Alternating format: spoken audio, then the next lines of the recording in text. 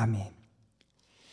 에스겔 24장 9절에서 14절에 있는 말씀, 에스겔 24장 9절에서 14절까지에 있는 말씀입니다. 오늘 우리에게 주시는 하나님의 말씀, 에스겔 24장 9절에서 14절까지 우리 함께 한 목소리로 받들어 읽겠습니다. 그러므로 주 여호와께서 이같이 말씀하셨느니라. 화 있을진저 피를 흘린 성읍이여, 내가 또 나무 무더기를 크게 하리라.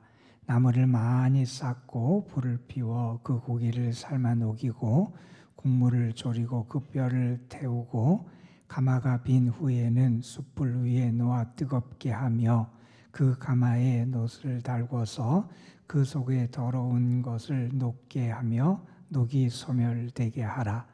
이 성읍이 수고함으로 스스로 피곤하나 많은 녹이 그 속에서 벗겨지지 아니하며 불에서도 없어지지 아니하는도다.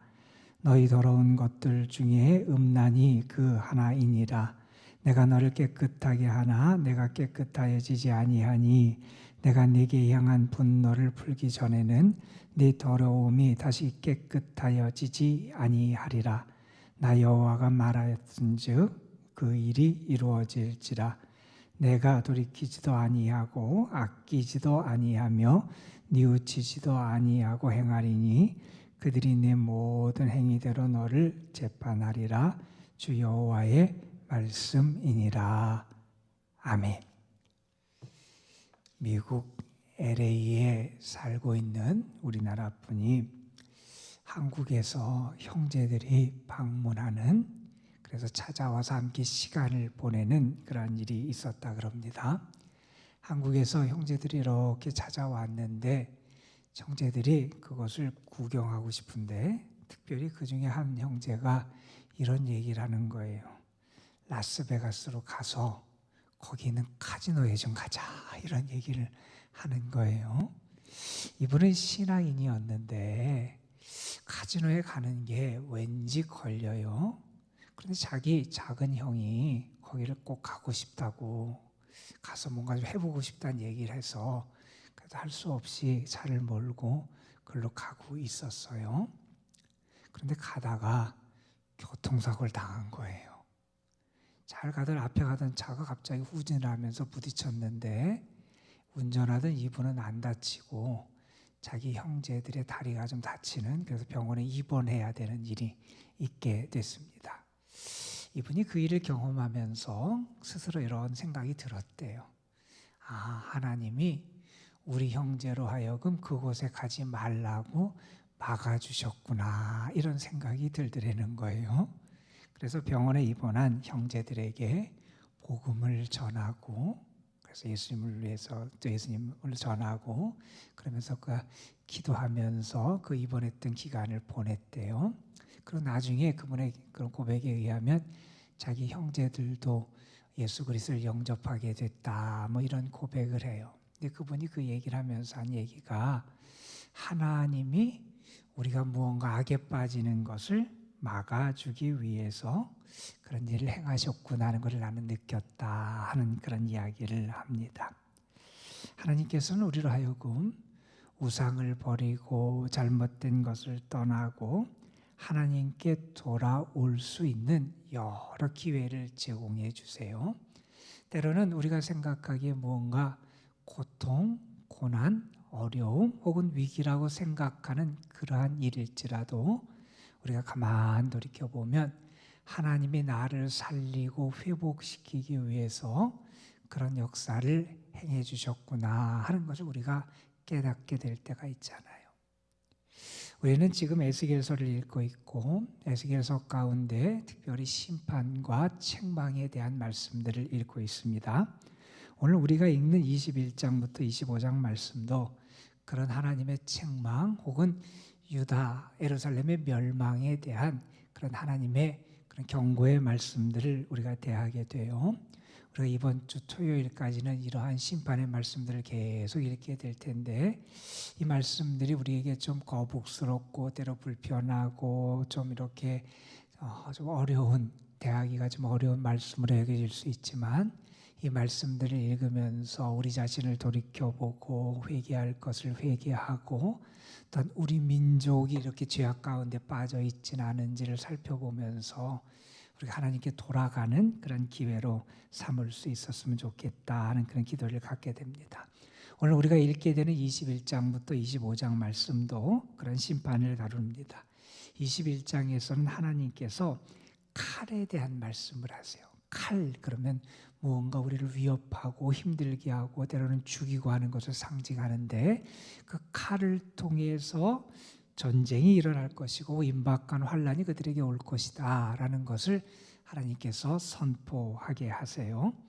그리고 22장에 가면 하나님께서 유다 백성의 죄로 말미암아 그들을 열방에 흩으실 것이다, 풀무 속에 찌꺼기같이 그들이 녹아질 것이다, 이러한 하나님의 심판의 말씀이 계속 이어지게 됩니다. 그리고 23장, 24장에 가면 특별히 하나님께서는 한 자매에 대한 이야기를 하세요. 오홀라, 오홀리바라고 하는 자매의 예를 통해서, 비유를 통해서 유다 백성, 이스라엘 백성들이 얼마나 죄악 가운데 빠져 있는지, 그들이 하나님 앞에서 어떠한 모습을 하고 있는지를 보여주고, 그 결과 그들에게 임하는 임박한 심판, 종말에 대한 말씀을 하고 계세요. 그리고 이제 25장부터는 유다 백성, 하나님의 백성들에 대한 심판이 아니라 열방에 대한 심판이 이어지게 됩니다. 오늘 그 말씀 가운데 24장에 있는 말씀을 택하여 읽었어요. 24장은 특별히 어떤 비유가 나오냐면 끓는 가마에 대한 비유가 나와요. 여러분, 가마솥을 한번 상상해 보세요. 가마솥에 나무를 준비해서 불을 때우고요. 불을 때우면서 그 안에다가 여러 가지를 넣어요. 고기도 넣고 뼈도 넣고, 우리가 뭔가를 삶고 굽고 국 끓이듯이 거기서 그걸 아주 그냥 다 한다는 거예요. 그런데 거기에 좋은 고기들을 넣고 좋은 뼈들을 넣어요. 이것은 무엇을 상징하냐 하면 당시 유다의 지도층들, 왕들, 왕족들 혹은 재능이 있는 그런 사람들을 하나님께서 거기에 넣어서 삶게 하시겠다는 거예요. 그것이 이렇게 과지고 때려주는, 불의하는 것은 바벨론에 의해서 포로를 당하고 공격을 당하는 그것을 지금 상징하는 거예요. 하나님께서는 유다 백성들이 그러한 하나님의 징계를 받을 거다, 이렇게 말씀하시는 내용이 오늘 우리가 읽게 되는 24장의 말씀입니다. 여러분, 유다 백성 그리고 이스라엘이 멸망을 당한 이유를 성경이 여러 가지로 얘기하는데, 한 단어로 표현한다면 음행이라는 단어를 가지고 표현할 수 있을 거예요. 특별히 23장, 24장이 이 음행이라는 단어를 가지고 유다 백성, 이스라엘 백성들의 죄악을 설명합니다. 여기서의 음행이라고 하는 것은 단지 성적인 그러한 음행만을 얘기하는 것은 아니에요. 다양한 측면에서 말할 수 있을 거예요. 먼저는 그들이 어떤 음행을 하냐면 하나님 이외에 다른 것을 섬기는 음행을 한다는 겁니다. 우상을 섬겨요.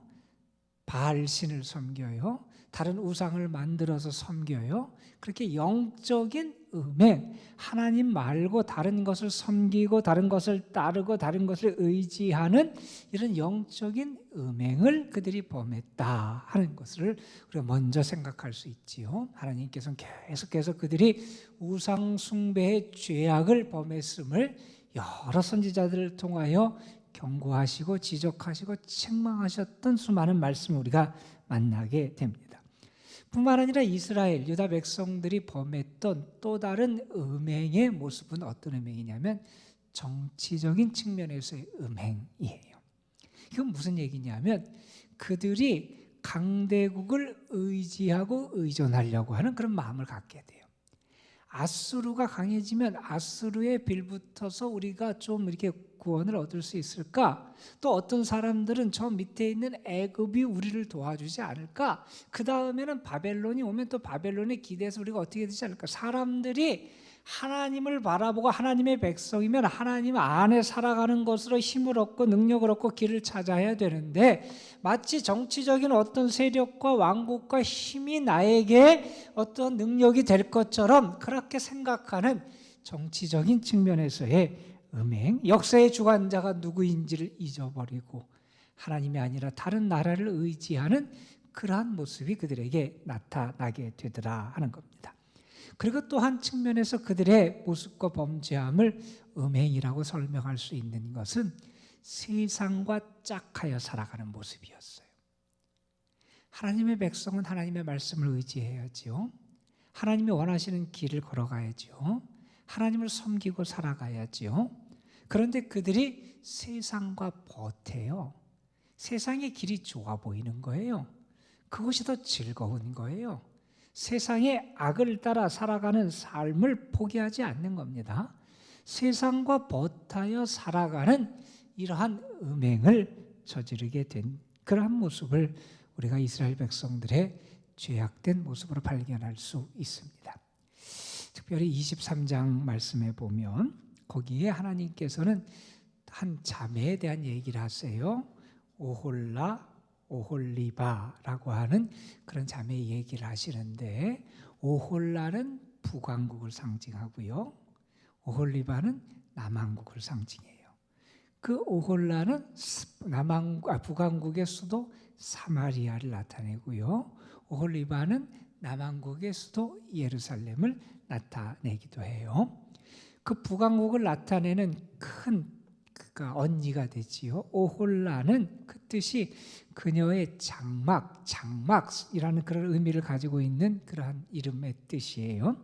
여기서 장막은 어떤 장막을 의미하냐 하면 제 마음대로 자기 뜻대로 만든 장막을 얘기해요. 이게 무슨 얘기냐면 그들이 어떻게 했냐면 북왕국이 생길 때 여로보암이 남왕국으로 사람들의 마음이 뺏기는 것을 방지하기 위하여 베델과 단에 거기에 산당을 만들어요.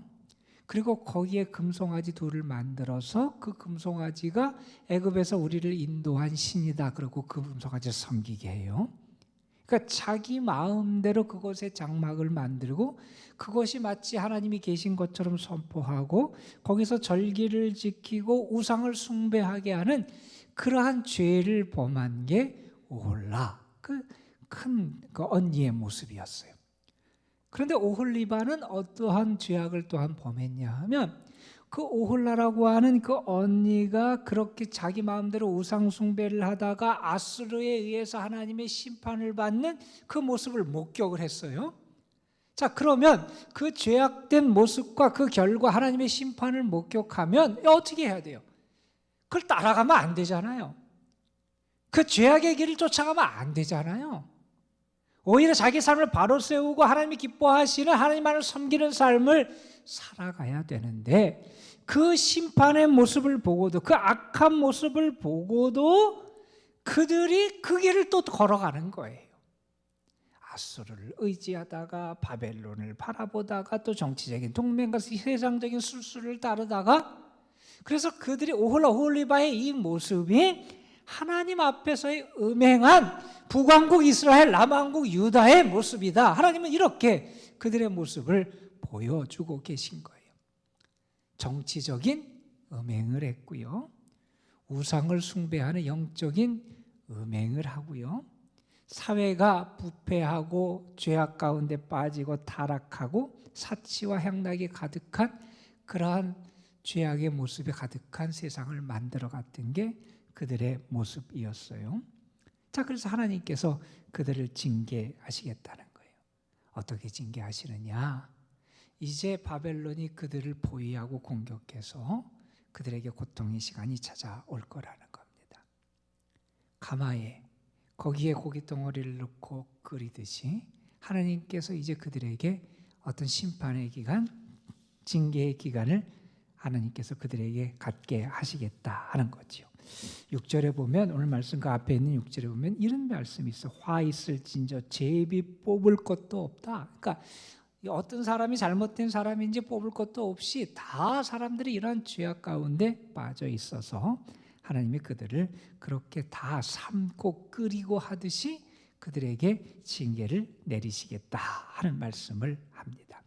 자, 그런데 여러분, 오늘 말씀을 보면 그를 징계하는 그들의 모습에 대해서 하나님께서 9절에 그렇게 말씀하시죠. 화 있을진저 피 흘린 성읍. 피를 흘렸다라는 것은 죄악과 범죄를 행했다는 것이고 하나님 앞에 합당하지 못한 모습을 그들이 보였다는 거지요. 그래서 10절에 보면 나무를 많이 쌓고 불을 피워서 그 안에 고기를 삶고 국물을 졸이고 뼈를 태우듯이 하나님께서 그들에게 그러한 징계의 시간을 갖게 하시겠다는 겁니다. 자, 그런데 그들의 모습이 어떻게까지 나타나냐면 그 나중에 보면 그 가마솥 자체가 녹이 생겨요. 근데 녹이 생기는데 녹을 없애보려고 그러는데 그 녹이 없어지지 않는 거예요. 그러니까 그들의 죄악이 얼마나 그렇게 크고 얼마나 그렇게 죄악된 모습이 가득한지 그것이 없어지지 아니하는 그러한 상황까지 그들이 이르게 돼요. 그러니 더 역한 모습과 역한 냄새가 나는 게 그들의 실상이다 하는 겁니다. 13절에 하나님이 그렇게 말씀하시죠. 그들의 더러운 것 중에 하나가 음란이니 내가 너를 깨끗하게 하는 내가 깨끗해지지 않는다. 닦아보려고 하는데 안 닦아진다는 거예요. 그들의 음란 때문에 죄악 때문에 이러한 모습이 나타난다는 겁니다. 그러면서 이렇게 말씀하지요. 내가 네게 향한 분노를 풀기 전에는 내 더러움이 다시 깨끗하여지지 아니한다. 자, 그러면 이 더러운 것, 그들의 이 아주 그냥 오래된 그 아주 없어지지 아니하는 이 죄악이 언제 없어지느냐? 하나님의 분노가 다 사그라지려 없어진다는 거예요. 그러니까 다시 말해서 그들의 징계의 시간이 가야 된다는 것이고, 그러니까 그 하나님이 분노를 풀지 않으시면 그들의 더러움은 없어지지 아니한다라고 하는 그런 말씀을 하고 계세요. 하나님의 분노가 풀어지기까지 이것은 제해지지 않는다. 어떻게 보면 참 무섭잖아요. 여러분, 하나님의 분노가 어떻게 풀릴 수 있겠어요, 여러분? 우리가 노력을 하고 우리가 애쓰고 우리가 뭘 한다 그래서 하나님의 진노하심이 풀리겠어요? 그런데 여러분, 성경은 하나님이 우리가 풀 수 없는 하나님의 분노를 하나님 스스로 푸세요. 스스로 푸세요. 우리가 믿고 아는 대로 종국의 그것을 하나님께서 우리에게 보여주신 게 예수님의 십자가 사건이잖아요. 우리의 노력, 우리의 애써서 우리가 뭘 해서 우리가 어떤 고행을 해서 우리가 해서 우리 인간 스스로는 우리의 죄악을 해결할 수도 없고 우리는 하나님의 분노를 풀을 수도 없는데 그래서 도저히 깨끗해질 수 없는 게 우리였는데 하나님이 그 하나님의 분노를 스스로 푸시는 방법을 택하세요. 예수님이 십자가에 달려서 우리의 죄악을 담당하게 하시잖아요. 예수님이 친히 우리의 징벌을 받게 하시잖아요. 내가 감당해야 될 징계, 내가 감당해야 될 징벌, 내가 감당해야 될 분노, 내가 감당해야 될 그 벌을 예수님이 친히 담당하시잖아요. 그래서 우리가 용서를 받고 그래서 우리가 깨끗해지고 그래서 우리가 소망을 가질 수 있는 길이 열려지게 되잖아요. 여러분, 이 심판의 말씀을 들으면 우리가 그 앞에서 두려워 떨 수밖에 없어요. 너무 두려워요. 하나님의 분노, 하나님의 진노하심이 사그러 풀려지지 않으면 그 진노가 끝나지 않는다는 그 말씀 앞에서 어느 누가 두렵지 않겠어요? 두려워 떨 수밖에 없는 게 우리의 모습이에요. 그런데 여러분, 하나님은 그러한 연약한 우리 죄악된 우리를 위해서 하나님이 친히 용서의 방법을 마련해 주신 거예요. 그러니 감사하고 그러니 우리가 주님의 은혜를 찬양하지 않을 수 없는 거죠, 여러분. 아이가 말을 안 들어서 다 이러다가 엄마가 매를 들었어요. 매를 들고 나서 엄마는 아이한테 내가 이렇게 이래서 엄마가 매를 들 수밖에 없어서 내가 매를 든 거야. 그리고 아이한테 매를 쳤어요. 근데 엄마의 마음속엔 두려움이 있어요. 말을 해서 타일러서 안 돼서 결국에 매까지 들었는데 이 매를 들었는데도 애가 안 바뀌면 어떡하나 이런 두려움이 생긴 거예요. 그런데 참 감사하게도 그 일 후에 아이가 뭔가 좀 느낀 것 같아요. 뭔가 좀 마음이 달라진 것 같아요. 자기의 잘못을 깨달은 것 같아요. 뉘우치고 시인하는 모습이 나타나요. 그러면 엄마는 그 아이가 어떤 잘못을 했다 이것을 기억하는 게 아니라 그 아이가 바뀌고 돌이킨 것만 생각하고 기뻐해요. 그게 엄마의 마음이에요. 왜요? 사랑하니까. 우리에게 이런 말씀을 주신 것은 다른 게 아니라 우리가 정말 하나님 앞에 돌아오길 하나님이 기대하셔서 말씀 주시는 거예요. 그리고 우리에게 알게 하세요. 우리의 노력으로 우리가 깨끗해지는 게 아님을 알게 하세요. 예수 그리스도의 구원의 은혜, 그 놀라운 하나님의 사랑 때문에 우리가 용서함 받고 새로워질 수 있음을 우리에게 알게 하시기를 원한다 하는 그런 말씀입니다. 여러분, 오늘도 우리가 하나님 앞에 나왔습니다.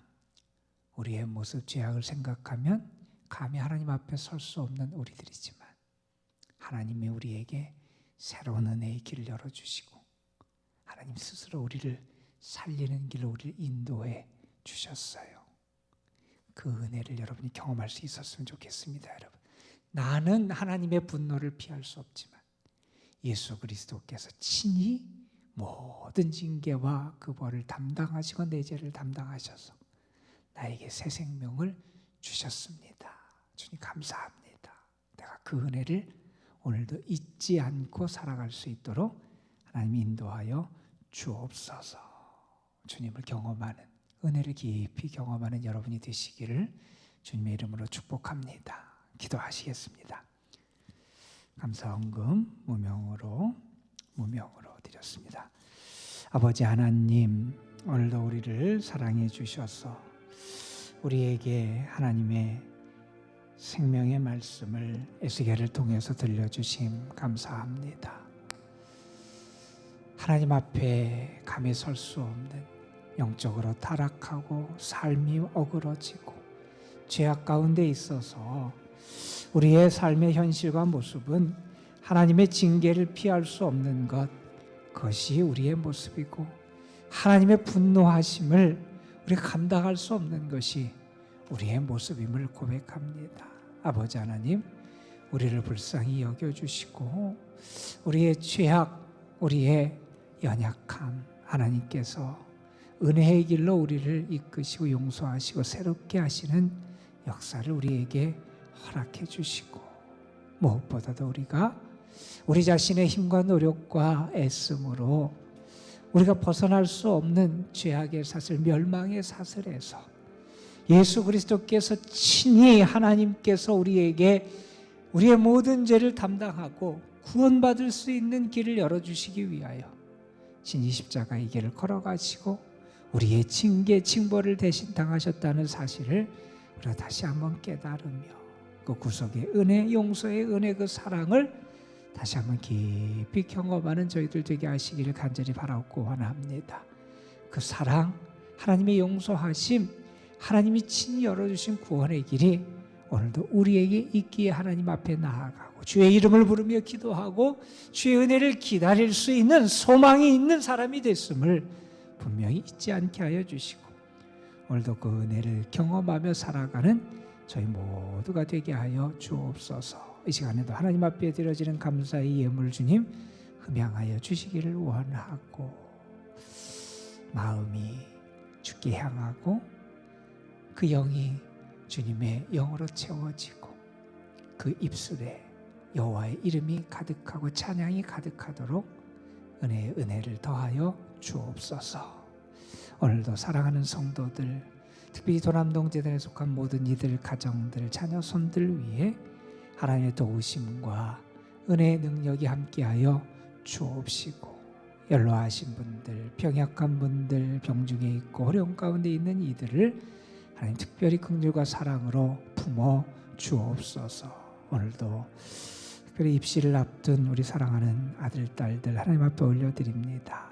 공예지, 구자운, 김성곤, 김정원, 김태경, 김태연, 김태원, 박수민, 박진, 서연우, 송하원, 윤서정, 이성욱, 이윤상, 이현재, 임동훈, 장현, 조서진, 주현우, 황승아, 사랑하는 아들, 딸들이 하나님의 이끄심을 받는 삶을 살아가게 하시고, 특별히 저들이 소망하고 꿈꾸는 것들 위해 하나님이 채우시는 하늘의 은혜가 함께하여 주옵시고, 주님이 열어주시는 은혜와 축복의 길이 활짝 열리는 귀한 복도 베풀어 주셔서 저들이 하나님의 은혜를 기뻐하며 감사하며 찬양하고 선한 열매를 풍성하게 맺어가는 복도 누리게 하여 주옵소서.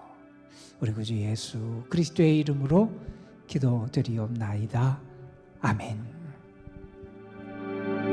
우리보다 우리를 사랑하셔서 하나님의 아들을 보내주신